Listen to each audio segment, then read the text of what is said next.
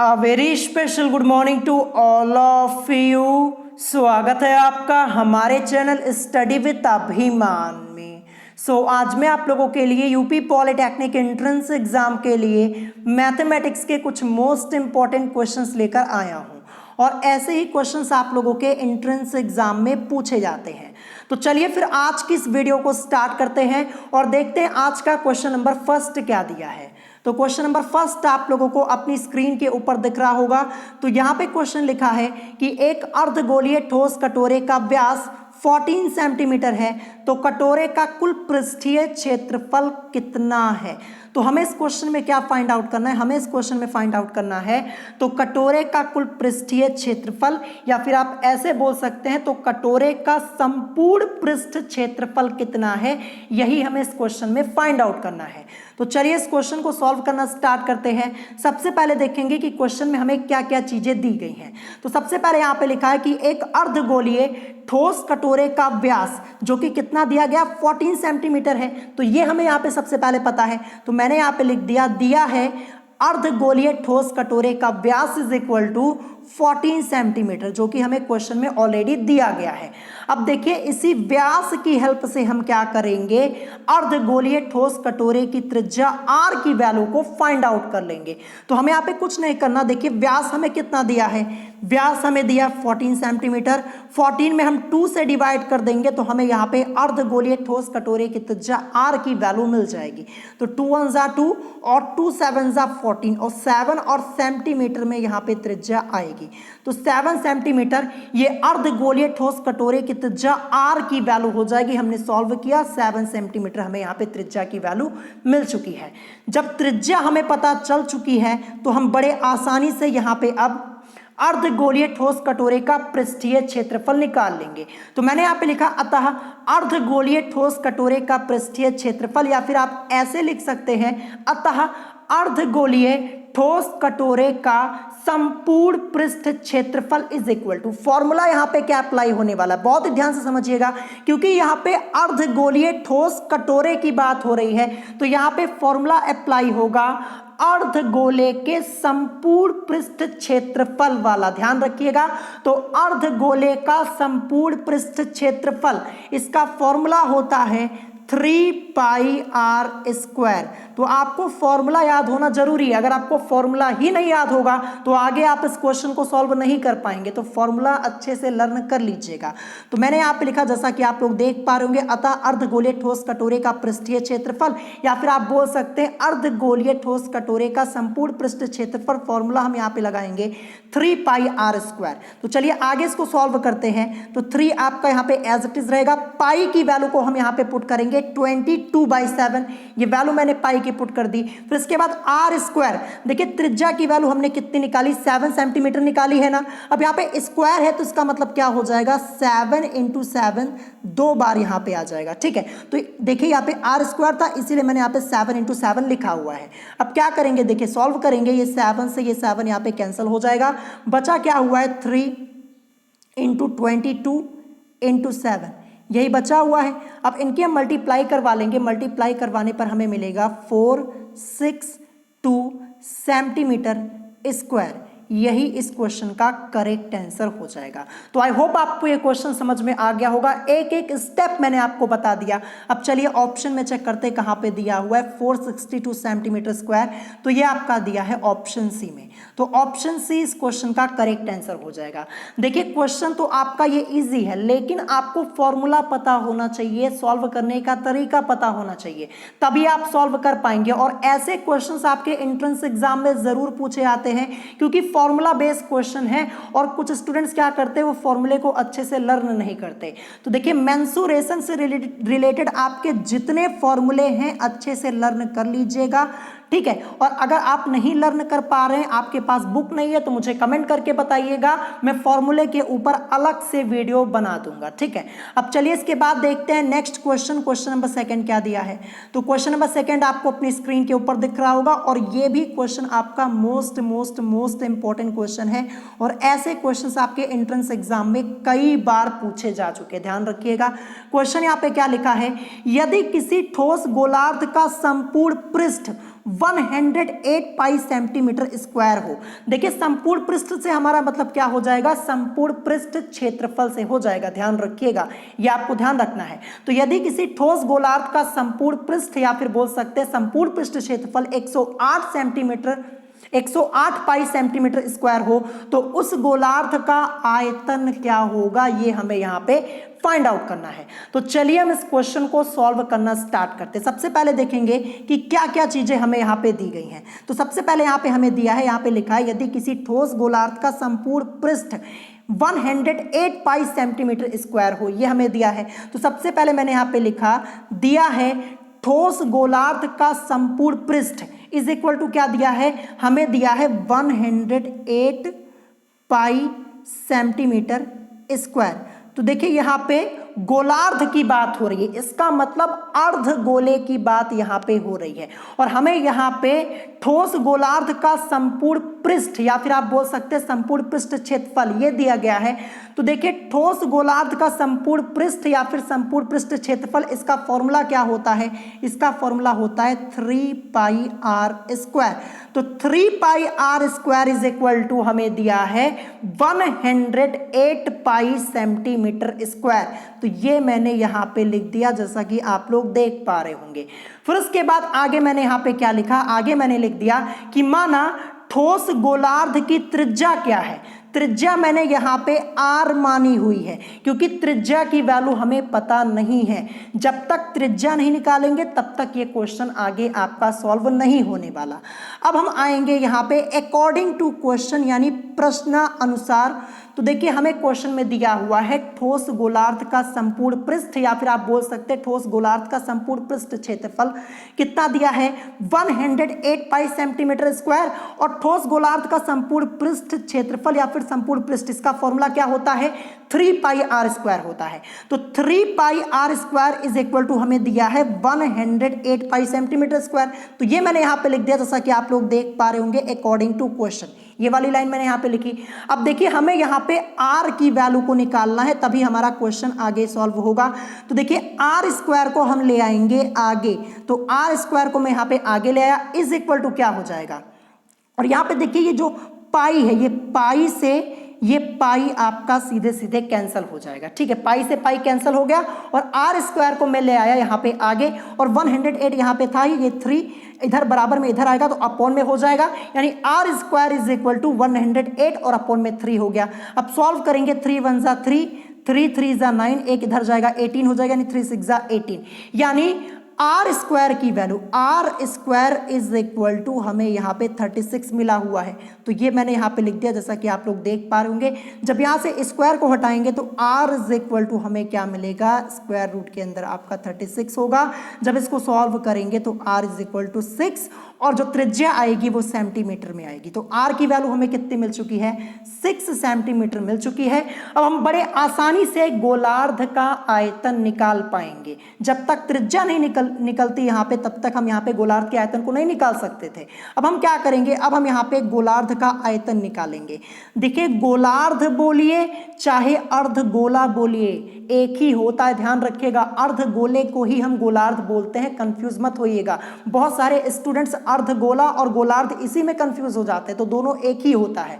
तो गोलार्ध का आयतन, इसका फॉर्मूला क्या होता है, या फिर आप बोल सकते हैं अर्ध गोले के आयतन का फॉर्मूला क्या होता है, 2/3 पाई आर क्यूब। इसी फॉर्मूले का यूज करेंगे। तो 2/3 पाई ये आपका एज इट इज रहेगा, और आर की वैल्यू को हमने कितना निकाला है, हमने निकाला 6 सेंटीमीटर। अब यहाँ पे फॉर्मूले में आर क्यूब है, इसीलिए यहाँ पे आर की वैल्यू को देखिए 6 × 6 × 6 3 बार रखेंगे। देखिए ये 6 × 6 × 6 ये कर देंगे। अब इसी को आगे सॉल्व कर लेंगे। तो देखिए ये 3 1 जा 3 हो जाएगा, ये 3 2 जा 6 हो जाएगा। तो बचा क्या हमारे पास, देखिए 2 है, पाई भी यहाँ पे है, पाई आपका है, फिर इंटू 6 × 6 और इंटू 2 ये आपका बचा हुआ है। तो देखिए मल्टीप्लाई करवा लीजिए यहाँ पे, देखिए 6 2 जा 12 और 12 6 जा 72 होता है, ठीक है, 72 इतना हो गया। और फिर यहाँ पे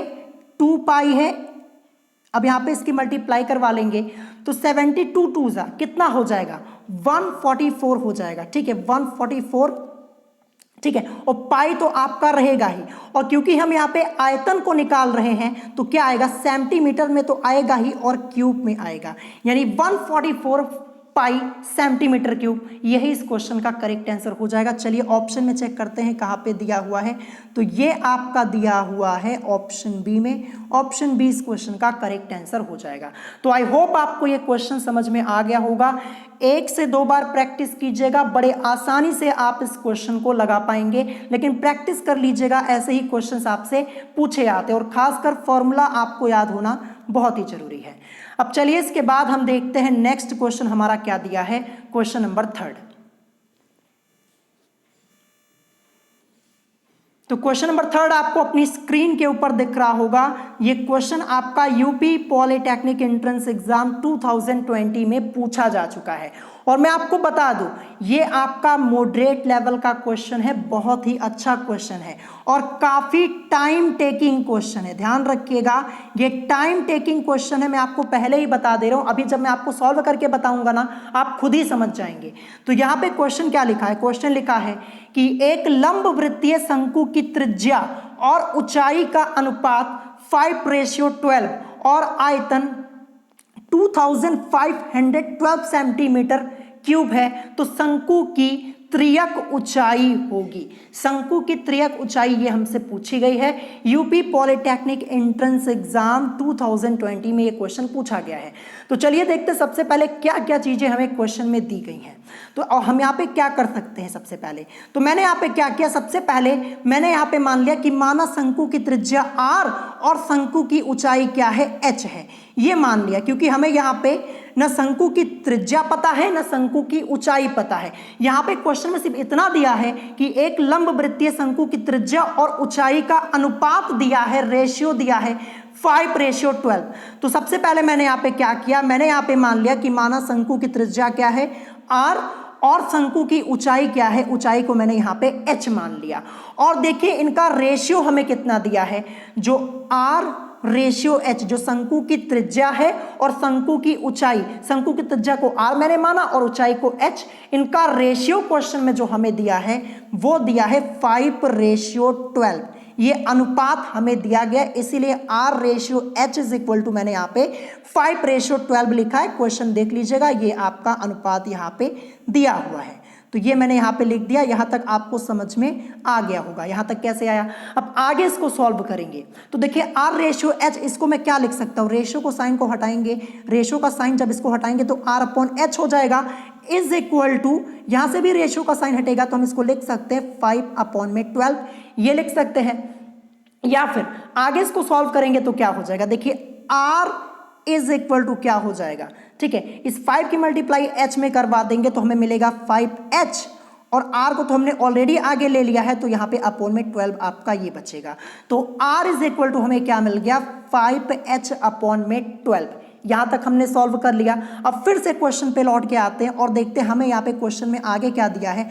तो आगे हमें दिया है आयतन, यानी शंकु का आयतन हमें यहाँ पे दिया है कितना, देखिए 2512 सेंटीमीटर क्यूब, यानी 2512 सेंटीमीटर क्यूब, ये शंकु का आयतन दिया। यहाँ पे आयतन लिखा है ना, तो यहाँ पे नीचे मैंने लिख दिया, जैसा कि आप लोग देख पा रहे होंगे, शंकु का आयतन इज इक्वल टू हमें कितना दिया है, 2512 सेंटीमीटर क्यूब, ये मैंने यहाँ पे लिख दिया। ठीक है, अब देखिए शंकु के आयतन का फॉर्मूला क्या होता है, 1/3 पाई आर स्क्वायर एच, यही फॉर्मूला होता है जो कि हमें क्वेश्चन में दिया हुआ है कितना, 2512 सेंटीमीटर क्यूब। तो यही तो हो जाएगा 1/3 pi R square H is equal to क्या हो जाएगा, 2512, और सेंटीमीटर क्यूब में आपका दिया हुआ है।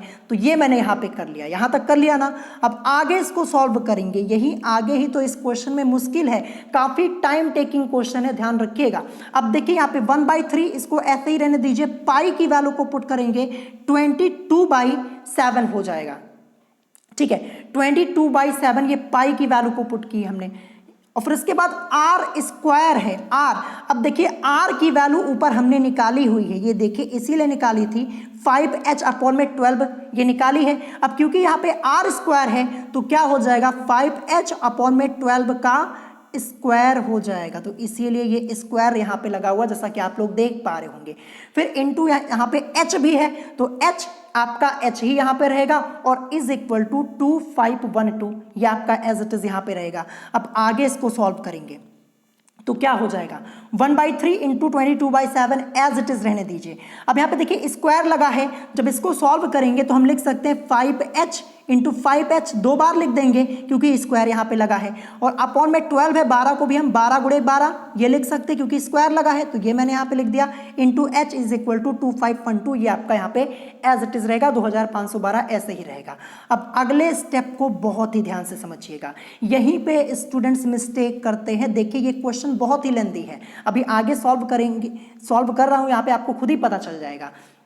तो देखिए यहाँ पे h यहाँ भी है, h यहाँ भी है और h यहाँ भी है, ठीक है, और सब मल्टीप्लाई में है, ध्यान से देखिए सब इनटू में है, तो इन तीनों h की मल्टीप्लाई करवा देंगे तो हमें क्या मिलेगा, h क्यूब मिलेगा। तो आगे मैंने यहाँ पे ये h क्यूब लिख लिया है, ध्यान रखिएगा कैसे किया, जो देखिए 5h और एक h यहाँ पे था ही ऑलरेडी, तो हमने सिर्फ यहाँ पे h और h की मल्टीप्लाई करवाई है, जो तीनों h आपके दिए गए थे मल्टीप्लाई में है तो मल्टीप्लाई हो जाएंगे ना, तो h क्यूब हो जाएगा, ठीक है, यहाँ तक h क्यूब हो गया। अब यहाँ से जो ऊपर h था ये हट चुका है, जब ये h हट जाएगा तो बचेगा क्या हमारे पास बचेगा 5 इंटू 5, ये 5 इंटू 5 लिखा, और अपॉन में क्या बचेगा, अपॉन में आपका ये 12 इंटू 12 ये तो रहेगा ही, 12 इंटू 12। अभी हम इस स्टेप को सॉल्व कर रहे हैं, ये वाले अभी इस स्टेप को रहने दीजिए, केवल अभी हम इतने स्टेप को इधर से सॉल्व कर रहे हैं, तो 12 इंटू 12 हो जाएगा, और ये h तो ऑलरेडी मल्टीप्लाई हो चुका है, ये भी h, ये h और ये h आपका हट चुका है, तो बचा क्या, ये 5 इंटू 5 अपॉन में 12 इंटू 12 इज इक्वल टू ये आपका 2512, ये बचा हुआ है 2512, ये आपका बचा है। अगर मैं नीचे यहाँ पे एक लिख लूँ कोई दिक्कत नहीं, क्या करेंगे, क्रॉस मल्टीप्लाई हम यहाँ पे करवा लेते हैं। तो देखिए 25 12 है और यहाँ पे 12 इंटू 12 है, 12 गुणे 12 करेंगे तो आपको 144 मिलेगा, 144 ना, यही तो मिलेगा। तो 25 12 इसकी मल्टीप्लाई 144 में, क्योंकि 12 गुणे 12 144 होता है, तो 25 12 गुणे 144, तो इसीलिए देखिए यहाँ पे ये लिखा है 25 12 गुणे 144, ये आया। और फिर ऊपर आपका 5 इंटू 5 यानी 25, 5 गुणे 5 25, 25 यही तो होगा, और इस 25 की मल्टीप्लाई इस 1 में करवाएंगे, जो नीचे आपका ये 1 लिखा है, तो आपको क्या मिलेगा, 25 मिलेगा ना। यानी देखिए यहाँ पे 25 12 की मल्टीप्लाई, ये 25 12 गुणे 144 किया, और ये 25 की मल्टीप्लाई 1 में, तो यहाँ पे 25 ये मिलेगा। तो इसीलिए देखिए 25 12 गुणे 144 और अपॉन में ये 25 ये आपका लिखा हुआ है। अब इस वाले स्टेप को सॉल्व करने की बारी आ चुकी है, ठीक है। देखिए ऊपर 21 और नीचे 22 ये कैसे आया है ये भी तो समझाना पड़ेगा ना। तो देखिए ये 1 इंटू 22 और देखिए 1 इंटू 22 है, यहाँ पे इंटू का साइन लगा है, और यहाँ पे 3 और इंटू 7 ऐसे, ठीक है। जब इसको सॉल्व करेंगे तो क्या मिलेगा, चलिए मैं आगे आपको सॉल्व करके दिखाता हूँ। पहले इधर साफ कर दे रहा हूँ, नहीं तो फिर आपको यहाँ पे क्वेश्चन समझ में नहीं आएगा, ठीक है। इतना आप समझ गए होंगे, जो 25 12 गुणे 144 और अपॉन में 25 ये कैसे आया, ये आप समझ गए होंगे, ठीक है। जब आगे इसको सॉल्व करेंगे देखिए तो क्या आपको मिलेगा, यहाँ पे देखिए 25 12 ये आया हुआ है, 25 12 गुणे 144 ये हमें मिला हुआ था 144, और अपॉन में आपको क्या मिला हुआ था, अपॉन में 25 मिला हुआ था। यहाँ तक समझ गए ना। ये सिर्फ इतने वाले पार्ट को जो हमने सॉल्व किया था, इतने को अब हम सॉल्व करने जा रहे हैं, जो आपका 1/3 इंटू 22/7 है, इसको सॉल्व करेंगे। देखिए सीधे सीधे 1 की मल्टीप्लाई 22 में करवा दीजिए तो आपको मिलेगा 22 ये मिलेगा, और फिर 3 की मल्टीप्लाई 7 में तो आप करवाएंगे, आपको मिलेगा यहाँ पे 21, ठीक है, ये आपको मिल जाएगा। अब इनटू का साइन यहाँ पे क्या करेंगे, सीधे सीधे हम मल्टीप्लाई करवाने वाले हैं, त्रियक गुणा करवाने वाले, ध्यान से समझिएगा। देखिए यहाँ पे 25 12 गुणे 144 ये है ही, 144 है ही, इस 21 की मल्टीप्लाई यहाँ पे करवाएंगे तो यहाँ पे आगे चल के इंटू में 21 ये आपका आ जाएगा, ठीक है, ये आप समझ गए। और नीचे आपका 25 है ही, इस 25 की मल्टीप्लाई हम 22 में यानी 25 गुणे यहाँ पे देखिए, यहाँ पे 25 है, यहाँ पे 22 है, तो क्या हो जाएगा, देखिए यहाँ पे 22 है, 22 की मल्टीप्लाई 25 में, चाहे 25 की 22 में कोई फर्क पड़ने वाला नहीं, तो यहाँ पे 22 को पहले और गुणे 25 ये कर देंगे। तो ऐसे ये आपका इतना स्टेप आया, काफ़ी लेंदी है, काफ़ी टाइम टेकिंग है, इसीलिए एक एक स्टेप मैं आपको समझा रहा हूँ ताकि आपको कोई प्रॉब्लम यहाँ पे होने ना पाए। अब आगे इसको सॉल्व करेंगे, यहाँ तक आप समझ गए होंगे ये कैसे इतना पार्ट आपका आया। अब देखिए h3 इसको ऐसे ही रहने दीजिए, ठीक है, ये आपका ऐसे ही रहेगा। अब 25 12 या जो 25 और 12 आपका लिखा है, नहीं 2512, इसको ऐसे ही रहने दीजिए और 144 की मल्टीप्लाई 21 में करवाइए। जब आप 144 और गुणे 21 करेंगे ना तो आपको मल्टीप्लाई करवाने पर 3024 ये मिलेगा, ठीक है। अब नीचे आपका क्या है 22 गुणे 25, जब आप 22 गुणे 25 मल्टीप्लाई करवाएंगे तो आपको मिलेगा 550 यानी 550 ये आपको मिलेगा। बहुत ही लंबी प्रोसेस है। अब आगे इसको सॉल्व करेंगे, देखिए h3 आपका ऐसे ही रहेगा। अब 25 12 की मल्टीप्लाई आपको 3024 में करवानी है, जब आप इसको करवाएंगे तो आपको मिलेगा 7596288 ये आपको मिलेगा और अपॉन में 550 ये आपका एज इट इज रहेगा। अब आगे देखिए यहाँ पे h3 ऐसे रहेगा इज इक्वल टू, अब देखिए 7596288 डिवाइड हमें करना है 550 से। जब आप 550 से इसमें डिवाइड करेंगे ना तो आपको क्या मिलेगा, डिवाइड करने पर आपको मिलेगा, देखिए नीचे मैंने यहाँ पे लिखा है 13811.4327 जो कि h3 इज इक्वल टू हमें यहाँ पे मिला हुआ है। अब देखिए h3, अब यहाँ से जब हम इस क्यूब को हटाएंगे तो h इज इक्वल टू हमें क्या मिल जाएगा, यहाँ पे क्यूब रूट लगेगा और जो आपका 13811.4327 इसको लिखेंगे, ठीक है, क्यूब रूट लगा है। जब इसको सॉल्व करेंगे h इज इक्वल टू हमें क्या मिलेगा, h इज इक्वल टू हमें 24 मिलेगा, वो भी सेंटीमीटर में। और लगभग देखिए 24 का क्यूब कितना होता है, 24 गुणे 24 आप करेंगे ना, देखिए 24 गुणे 24 आप 3 बार करेंगे तो आपको क्या मिलेगा, 24 का जो क्यूब होता है वो होता है 13824, ये होता है 13824 यानी 13824 होता है। और देखिए हमें मिला क्या हुआ था यहाँ पे, जैसा कि आप लोग देख पा रहे होंगे 13,811.4327, यहाँ पे पॉइंट लगा हुआ है, ध्यान रखिएगा, दशमलव के बाद आपका 4327 है। ये वैल्यू आपकी करीब है, इसी के करीब है, 13,824 के आपके करीब ही है। देखिए यहाँ पे 13,811.4327 ये वैल्यू छोटी है 13,824 से छोटी है, लेकिन लगभग इसी के करीब है। इसीलिए हम क्या करेंगे, h की जो वैल्यू जब ये क्यूब रूट सॉल्व होने पर लगभग आपका 24 आएगा और 24 सेंटीमीटर लगभग। अब हम यहाँ पे पॉइंट में नहीं ले सकते हैं कि हम यहाँ पे पॉइंट में ले, हमें एक यहाँ पे पूरी संख्या लानी होगी 24 यहाँ पे, तो यहाँ पे क्या हो जाएगा 24 ये लगभग में आपका आया हुआ, क्योंकि जो 13,811.4327 ये करीब है, ये 24 का जो क्यूब होता है 13,824 इसी के करीब है, तो इसीलिए हम यहाँ पे 24 को ले लेंगे। तो यहाँ तक आपको समझ में आया होगा, यानी h की वैल्यू 24 सेंटीमीटर वो भी लगभग में आई हुई है। इतना लेंदी क्वेश्चन है, देखिए अभी सॉल्व नहीं हुआ है, अभी आगे भी हमें सॉल्व करना है।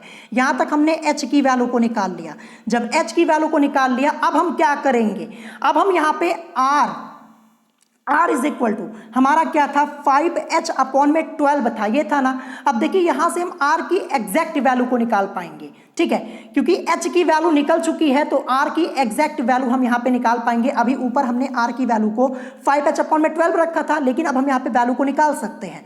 देखिए r is equal to 5h upon में 12 था, मैं आपको ऊपर ले चल के दिखा देता हूँ। ये देखिए स्टार्टिंग में ही मैंने किया हुआ था ये, ठीक है, इसी की वैल्यू को अब हम एग्जैक्ट वैल्यू निकालने वाले हैं। तो r is equal to 5h upon में 12 है, तो देखिए 5 और h की वैल्यू जो 24 सेंटीमीटर लगभग में आई हुई है, ध्यान रखिएगा, तो 5 गुणे 24 और अपॉन में 12 आपका है ही, तो ये 12 1 जा 12 और 12 2 जा 24, यानी 5 इंटू 2 करेंगे तो r की वैल्यू 10 सेंटीमीटर ये आएगी। यहाँ तक हो गया ना। अब h और r दोनों की वैल्यू हमें यहाँ पे पता है।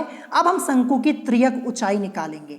तो अतः शंकु की त्रियक ऊंचाई L इज इक्वल टू क्या होता है, R square plus H square, वो भी अंडर रूट के अंदर। ये फॉर्मूला आपने क्लास 10th में पढ़ा होगा। आर की वैल्यू 10 है और यहाँ पे स्क्वायर है, तो 10 और 10 का स्क्वायर प्लस उसके बाद h की वैल्यू 24 सेंटीमीटर जो हमने लगभग में निकाली है, तो यहाँ पे h की जगह 24, इसका स्क्वायर और अंडर रूट लगा रहेगा। अब देखिए 10 का स्क्वायर 100 होता है, 24 का 576 होता है और स्क्वायर रूट यहाँ पे आपका लगा रहेगा। ठीक है, जैसा कि आप लोग देख पा रहे हैं अंडर रूट लगा रहेगा। अब देखिए 100 प्लस 576 इसको ऐड करेंगे तो हमें मिलेगा 676 और स्क्वायर रूट यहाँ पे लगा। जब ये सॉल्व करेंगे इसको तो हमें क्या मिलेगा 26, क्योंकि 26 का स्क्वायर ही 676 होता है और 26 सेंटीमीटर। यही इस क्वेश्चन का करेक्ट आंसर हो जाएगा। तो इतना लंबा क्वेश्चन है। तो अब मैं आपको यहाँ पे एक सजेशन देने वाला हूँ, ध्यान रखिएगा। अगर इस टाइप का क्वेश्चन आपको देखने को मिलता है एंट्रेंस एग्जाम में ना, तो आपको क्या करना है, क्वेश्चन को छोड़ देना है। ऐसा क्वेश्चन सॉल्व करने से कोई फायदा नहीं होने वाला, क्योंकि बहुत ही टाइम टेकिंग है, ध्यान रखिएगा। और जैसे इस क्वेश्चन की आप प्रैक्टिस भी आपने कभी नहीं की है और डायरेक्ट आपके सामने क्वेश्चन आता है, तो वैसे ही आप इस क्वेश्चन को सॉल्व नहीं कर पाएंगे। तो देखिए जो इस टाइप का क्वेश्चन होता है, 26 सेंटीमीटर हमें यहाँ पे आंसर मिला। चलिए देखते कहाँ दिया है, ये दिया है ऑप्शन बी में। तो देखिए अगर इस टाइप का क्वेश्चन आपको देखने को मिलता है ना, तो आपको क्या करना चाहिए, क्वेश्चन को आपको स्किप कर देना चाहिए। अगर आप इस क्वेश्चन में ज्यादा टाइम वेस्ट करेंगे, देखिए अगर ये क्वेश्चन आप सॉल्व करेंगे, चाहे आपने जितनी बार भी प्रैक्टिस की हो, फिर भी आपके 3 मिनट से ज्यादा तो लगेंगे ही। चलिए मैं मान लेता हूं 2 मिनट लगेंगे। अगर प्रैक्टिस है तभी इस टाइप के क्वेश्चन को सॉल्व कीजिए, और जब प्रैक्टिस ही नहीं है, एक एक करके आपको सॉल्व करना है स्टेप बाय स्टेप, तो आप एक ही क्वेश्चन पे 5 से 6 मिनट 7 मिनट नहीं दे सकते। अब देखिए मैंने आपको ये क्वेश्चन स्टेप बाय स्टेप एक एक स्टेप समझाया है, तो ये क्वेश्चन समझाने में 8 से 9 मिनट यहाँ पे लगे, इससे ज्यादा का समय मुझे लगा हुआ है। अगर मुझे सॉल्व ही करना होता तो ये क्वेश्चन मैं यहाँ पे 2 मिनट से भी कम में सॉल्व कर देता, लेकिन फिर आपको नहीं समझ में आता, इसीलिए एक एक स्टेप समझा दिया। और मैं आपको यही सजेशन दूंगा, अगर इस टाइप का कोई क्वेश्चन आता है, अगर आपको नहीं समझ में आता, तो आप अपना टाइम मत वेस्ट कीजिए, ऐसे क्वेश्चन को आप छोड़ दीजिए, आप दूसरे क्वेश्चन को सॉल्व कीजिए, नहीं तो फिर एक ही क्वेश्चन में आपका पूरा टाइम वेस्ट हो जाएगा। ध्यान रखिएगा, पेपर में 100 क्वेश्चन होते हैं, सभी क्वेश्चन करना पॉसिबल नहीं हो पाता है, 1 ना 2 क्वेश्चन आपको छोड़ना ही पड़ता है। ठीक है, चलिए नेक्स्ट क्वेश्चन देखते हैं। यहाँ पे क्वेश्चन नंबर 4 क्या दिया है। तो क्वेश्चन नंबर 4 आपको अपनी स्क्रीन के ऊपर दिख रहा होगा। तो यहाँ पे क्वेश्चन लिखा है कि समीकरण √3x² plus 11x plus 6 √3 is equal to 0 के मूल हैं। और ये क्वेश्चन आपका यूपी पॉलिटेक्निक एंट्रेंस एग्जाम 2012 में ऑलरेडी एक बार पूछा जा चुका है, और ये क्वेश्चन आपका मोस्ट इंपॉर्टेंट क्वेश्चन है। तो चलिए फिर हम इस क्वेश्चन को सॉल्व करना स्टार्ट करते हैं। तो सबसे पहले मैंने यहाँ पे क्वेश्चन को as it is note down कर दिया, जैसा कि आप लोग देख पा रहे होंगे। √3x² plus 11x plus 6 √3 is equal to 0। अब हमें यहाँ पे सबसे पहले क्या करना है, हमें यहाँ पे फैक्टर करना है। अगर आपको फैक्टर करना आता है तभी आप इस क्वेश्चन को आगे सॉल्व कर पाएंगे, और अगर नहीं करना आता फैक्टर, तो फैक्टर के ऊपर मैंने अलग से वीडियो बनाई हुई है, आप चैनल पर जाइएगा और 2021 की मैथमेटिक्स की प्लेलिस्ट को चेक कर लीजिएगा, आपको वहां पे फैक्टर से रिलेटेड वीडियो मिल जाएगी। तो चलिए हम इस क्वेश्चन को सॉल्व करना स्टार्ट करते हैं। फैक्टर कैसे करना, चलिए ये मैं आपको समझा देता हूँ, एक एक स्टेप मैं आपको समझा देता हूँ ताकि आपको कोई प्रॉब्लम यहाँ पे ना हो। तो देखिए सबसे पहले यहाँ पे क्या लिखा, ये यहाँ पे 11x लिखा हुआ है। फैक्टर कैसे करते हैं ये मैं आपको बता देता हूँ, कैसे हम यहाँ पे डिसाइड करेंगे। तो देखिए सबसे पहले आपका यहाँ पे देखिए 6 √3, इसकी मल्टीप्लाई आप इसमें करवा के देखिए, जो आपका दिया है √3x², इसमें मल्टीप्लाई करके देखिए, तो देखिए क्या हो जाएगा, आपको यहाँ पे मिलेगा। देखिए सबसे पहले आपका यहाँ पे मैं 6 √3 ये लिखता हूँ, और इसकी मल्टीप्लाई हमें किस में करवानी है, √3 और x² में। ठीक है, ये मैंने यहाँ पे लिख दिया। अब देखिए 6, ये 6 है, 6 आपका एज इट इज रहेगा। अगर आप √3 इंटू √3 करेंगे तो आपको क्या मिलेगा, 3 मिलेगा। ये जो रूट है यहाँ से हट जाएगा, सॉल्व करने पर बराबर के आपको क्या मिलेगा, 3 मिलेगा। तो इसका मतलब क्या हो जाएगा, जो आपका यहाँ पे ये √3 इंटू √3 लिखा है, सॉल्व करने पर यहाँ पे क्या मिलेगा, 3 हो जाएगा, और इंटू में यहाँ पे आपका ये x², ये तो है ही। अब देखिए इसकी मल्टीप्लाई करवे, 6 3 18 और इंटू x², तो यहाँ पे क्या हो जाएगा 18x², ये आपको मिलेगा। ठीक है। फिर इसके बाद यहाँ पे बीच में आपका लिखा है 11x, तो हमें यहाँ पे एक ऐसा फैक्टर करना है कि जोड़ने पर हमें क्या मिले, 11x मिले, 11x मिले, और मल्टीप्लाई करवाने पर 18x स्क्वायर यानी 18x स्क्वायर मिले। ऐसा फैक्टर हमें यहाँ पे करना है। तो हम क्या करेंगे, हम यहाँ पे लिखेंगे जो 11x है इसको मैं लिख सकता हूँ 9x और प्लस 2x लिख सकता हूं ना। अगर आप 9x और 2x इसको ऐड करेंगे तो आपको मिलेगा 11x, 9x plus 2x is equal to 11x, ये आपको मिलेगा। और अगर आप 9x की मल्टीप्लाई करवाएंगे 2x में तो आपको क्या मिलेगा, 9 2 जा 18 और x की मल्टीप्लाई x में तो 18x स्क्वायर मिल रहा है ना। यानी जोड़ने पर हमें 11x मिल रहा है और गुणा करने पर 18x स्क्वायर मिल रहा है। कंडीशन हमारी फॉलो हो रही है, हमने फैक्टर बिल्कुल सही किया है। तो ऐसे ही फैक्टर डिसाइड किया जाता है, इसीलिए एक एक स्टेप मैंने आपको बता दिया ताकि आपको कोई प्रॉब्लम ना हो। तो देखिए जो 11x है इसको हम क्या करेंगे, 9x प्लस 2x इसी में तोड़ देंगे, ठीक है। तो देखिए अगले स्टेप में मैंने यही किया है, √3x square plus 9x plus 2x plus 6 √3 is equal to 0। यहां तक आपको समझ में आ गया होगा कैसे हमने फैक्टर किया। अब अगले स्टेप में क्या करेंगे, देखिए सबसे पहले हम इतने पार्ट को सॉल्व करने वाले, ये वाला पार्ट जहां पे मैंने ब्रैकेट बना दिया है। तो देखिए यहां से हम क्या कर सकते हैं, यहां से हम √3 और x को ले लेंगे कॉमन। √3x को मैंने यहाँ पे कॉमन ले लिया है। जब कॉमन ले लिया तो देखिए यहाँ पे ये अंदर आपका क्या बचेगा, अंदर आपका ये x स्क्वायर बचा हुआ है और √3 तो पहले ही कॉमन ले लिया, अब तो ये यहाँ से हट ही जाएगा, यहाँ पे कुछ बचेगा नहीं, ठीक है। फिर यहाँ पे देखिए ये x स्क्वायर था, x भी हमने एक बाहर लिया हुआ है, तो यहाँ पे अब क्या बचेगा, केवल आपका x बचेगा, ये आपको ध्यान रखना है। फिर इसके बाद प्लस लगा है, प्लस लगा दिया। अब देखिए यहाँ पे 9 और x लिखा हुआ है, तो x तो हमने ऑलरेडी बाहर ले लिया है, तो x यहाँ से हट जाएगा और बचेगा केवल 9। अभी 9 को ऐसे ही रहने दीजिए। अभी इसी जो 9 है यहीं पे स्टूडेंट्स कंफ्यूज होते हैं, यहीं पे मिस्टेक करते हैं। अभी इस जो 9 है इसको हमें आगे सॉल्व करना होगा, कैसे सॉल्व करेंगे वो मैं आपको समझाता हूँ। तो वो मैं आपको यहाँ पे साइड में सॉल्व करके बताऊँगा, ठीक है, साइड में यहाँ पे ऊपर। तो देखिए क्या है हमारे पास, √3x है, ठीक है, √3x ये नीचे वाला मैं लिख रहा हूं। फिर इसके बाद x है, ये कर दिया, प्लस इसके बाद ये यहाँ पे 3 √3, ये कैसे आया इसको समझिएगा, ठीक है। जब देखिए हमने यहाँ पे √3 और x को कॉमन ले ही लिया था, तो यहाँ पे x और प्लस इसके बाद यहाँ पे 9x आपका था, तो ये x तो यहाँ से हट जाएगा क्योंकि x तो हमने ऑलरेडी कॉमन ले लिया। और बचेगा क्या, बचेगा क्या, यहाँ पे केवल 9 बचेगा। अब इसी में हमें यहाँ पे आगे सॉल्व करना है। आपकी बुक में डायरेक्ट सॉल्व कर दिया गया, स्टेप पूरा सॉल्व नहीं किया गया, आपको समझ में नहीं आने वाला, मैं आगे आपको समझा देता हूँ। तो देखिए √3 है, इसको x को ऐसे ही रहने दीजिए। फिर इसके बाद x है, फिर प्लस ये 9 आपका लिखा है। 9 को हम क्या लिख सकते हैं, अगर 9 को मैं 3 गुणे 3 लिख दूं कोई दिक्कत, क्योंकि 3 गुणे 3 करेंगे आपको 9 ही तो मिलेगा, 3 × 3। तो 9 को मैं यहाँ पे क्या लिख सकता हूँ, मैं इसको लिख सकता हूँ 3 × 3, ये मैंने यहाँ पे कर दिया, ठीक है। फिर इसके बाद अगले स्टेप में आइए, √3x इसको अभी ऐसे ही रहने दीजिए, और ये x प्लस 3 इसको ऐसे रहने दीजिए, इनटू ये जो 3 है इसको मैं लिख सकता हूं √3 × √3। ये आपको करना पड़ेगा, नहीं क्वेश्चन आगे सॉल्व होने वाला नहीं। देखिए √3 × √3 करेंगे तो आपको बराबर के 3 ही मिलेगा। देखिए यहाँ पे √3 की मल्टीप्लाई √3 में करवाएंगे तो यहाँ पे जब सॉल्व करेंगे रूट यहाँ पे हट जाएगा और बराबर के आपको 3 ही मिलेगा। यानी इस 3 की जगह मैं क्या लिख सकता हूँ, √3 × √3। यही स्टेप आपकी बुक में सॉल्व नहीं किया गया और इसीलिए स्टूडेंट्स को समझ में नहीं आता। तो इस 3 की जगह मैं क्या लिख दूंगा, √3 × √3। यहाँ तक आपको समझ में आ गया होगा, ठीक है।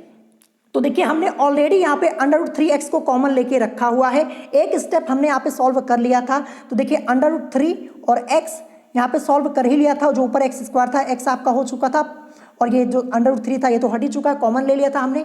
अब यही वाला स्टेप आपको सॉल्व करके समझाना था। अब देखिए यहाँ पे सबसे पहले 3 है, तो 3 तो आपका ऐसे ही रहेगा और एक √3 हमने यहाँ पे कॉमन ले ही लिया है, तो यहाँ से ये एक √3 यहाँ से हट जाएगा और बचेगा केवल 3 गुणे और यहाँ पे ये √3। जब 3 की मल्टीप्लाई √3 में करवाएंगे तो आपको मिलेगा 3√3, तो इसीलिए यहाँ पे √3x और फिर ब्रैकेट के अंदर x + 3√3, इसीलिए ऊपर ये मैंने लिखा हुआ था। इतनी लंबी प्रोसेस हमें यहाँ पे करनी थी, जो कि मैंने आपको समझा दिया, आपको समझ में भी आ गया होगा।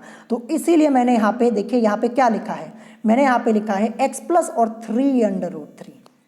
ठीक है, यहाँ तक क्लियर। अब इस वाले स्टेप को सॉल्व करेंगे। ठीक है, इस वाले स्टेप को यहाँ से +2 को कॉमन लेंगे। जब +2 को हम कॉमन ले लेंगे तो अंदर बचेगा x और यहाँ पे 2 3 = 6, ये 3 और √3 आपका रहेगा ही 3√3 और = 0। अब आगे सॉल्व करेंगे तो देखिए x + 3√3 ये मिला और ये √3x + 2 ये = 0। फैक्टर हमने कर लिया, कंप्लीट हो गया यहाँ तक पूरा।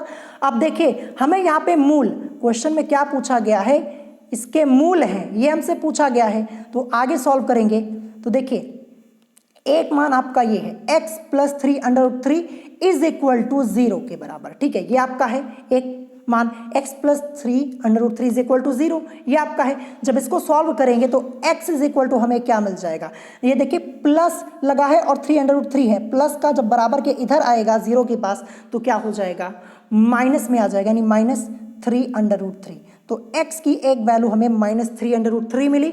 अब इसके बाद आगे वाला इसको सॉल्व करेंगे तो क्या है, √3x + 2 = 0, ये मैंने यहाँ पे लिखा, या फिर √3x +2 बराबर के इधर भेजेंगे तो -2 हो जाएगा, या फिर x हमें क्या मिल जाएगा, x -2 और अपॉन में √3, ये x का दूसरा मान यहाँ पे हो गया। तो एक वैल्यू हमें मिली -3√3 और दूसरी वैल्यू हमें मिली -2√3। कहाँ पे दिया हुआ है, चलिए ऑप्शन में चेक करते हैं।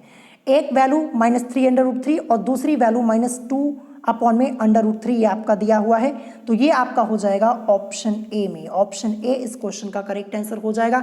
एक वैल्यू -3√3 और दूसरी -2 अपॉन में √3। तो आई होप आपको ये क्वेश्चन समझ में आया होगा।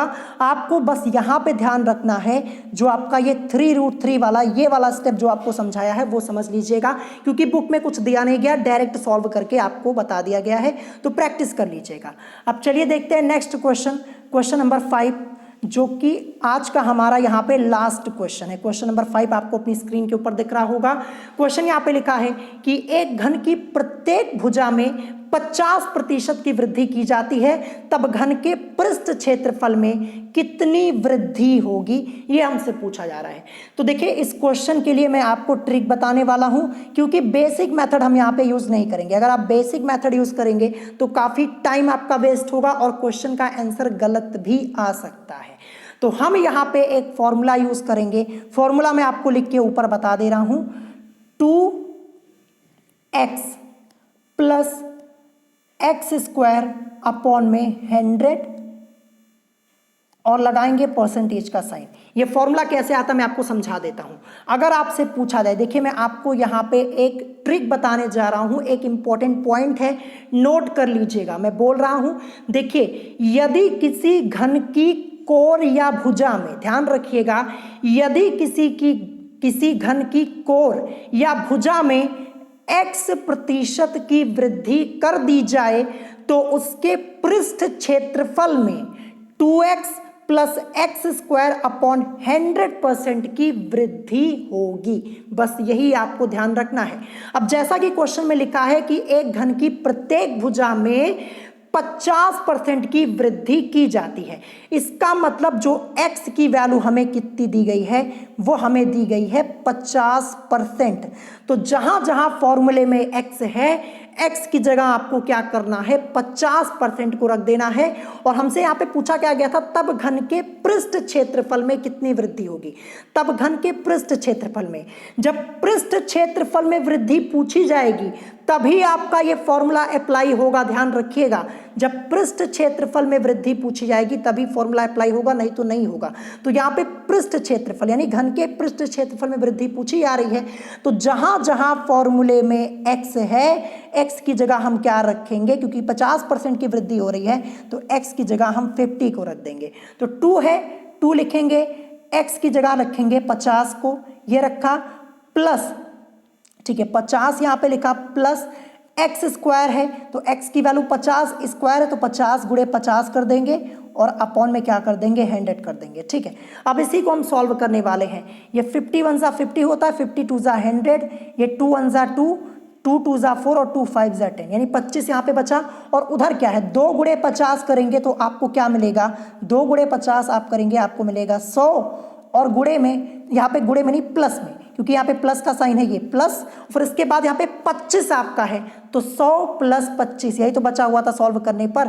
तो 100 प्लस 25 इज इक्वल टू 125, और परसेंट में, क्योंकि फॉर्मूले में पूरा ये परसेंट आपका लगा होता है। ठीक है, तो सॉल्व करने पर पूरा आपका यहाँ पे क्या आएगा, देखिए 100 प्लस 25 करेंगे, 125% की यहाँ पे घन के पृष्ठ क्षेत्रफल में वृद्धि हो जाएगी। तो 125% कहाँ पे दिया है, 125% दिया ऑप्शन सी में, तो ये इस क्वेश्चन का करेक्ट आंसर हो जाएगा। तो सिंपल सा क्वेश्चन था, बस आपको फॉर्मूला ध्यान रखना, जो फॉर्मूला मैंने आपको बताया है। यदि किसी घन की कोर या भुजा, चाहे कोर बोलिए चाहे भुजा बोलिए, तो यदि किसी घन की कोर या भुजा में x% की वृद्धि कर दी जाए तो उसके पृष्ठ क्षेत्रफल में 2x plus x square upon में 100% की वृद्धि हो जाती है। अब जैसे यहाँ पे 50% की वृद्धि हुई थी, यही आपकी x की वैल्यू होगी, पुट करेंगे, सॉल्व करने पर आपको 125% आपको मिल जाएगा। ठीक है, बीच में प्लस का साइन आपका होता है, ध्यान रखिएगा। जब यहाँ पे पुट करेंगे तो देखिए 2x की वैल्यू हमें 50, क्योंकि 50% यहाँ पे दिया हुआ है, प्लस यहाँ पे एक्स स्क्वायर है, एक्स की जगह 50 रखेंगे क्योंकि स्क्वायर है तो 50 गुणे 50 और अपॉन में 100 हो जाएगा। इसी को सॉल्व करेंगे, 51 ज़ा 50, 2 ज़ा 100, फिर 2 1 ज़ा 2 और ये 2 2 ज़ा 4, 2 5 ज़ा 10। अब देखिए 2 गुणे 50 करेंगे आपको 100 और प्लस यहाँ पे 25 आपका है ही, 100 प्लस 25 करेंगे 125%, ये इस क्वेश्चन का करेक्ट आंसर हो जाएगा। तो आई होप आपको क्वेश्चन समझ में आया होगा। तो आज की इस वीडियो में टोटल 5 क्वेश्चन कराए हैं, क्योंकि देखिए क्वेश्चंस आपके आज के थोड़ा लेंदी क्वेश्चन थे, कुछ क्वेश्चंस मॉडरेट लेवल के थे, टाइम लगता है। ठीक है, तो अगर 5 क्वेश्चन में से आपको कोई क्वेश्चन नहीं समझ में आया हो तो आप उसे कमेंट करके पूछ सकते हैं। अगर वीडियो पसंद आई हो तो वीडियो को लाइक करना मत भूलिएगा और साथ ही साथ हमारे चैनल स्टडी विद अभिमान को सब्सक्राइब करना मत भूलिएगा। तो आज की वीडियो में इतना ही, मिलेंगे नेक्स्ट वीडियो में। Thanks for watching.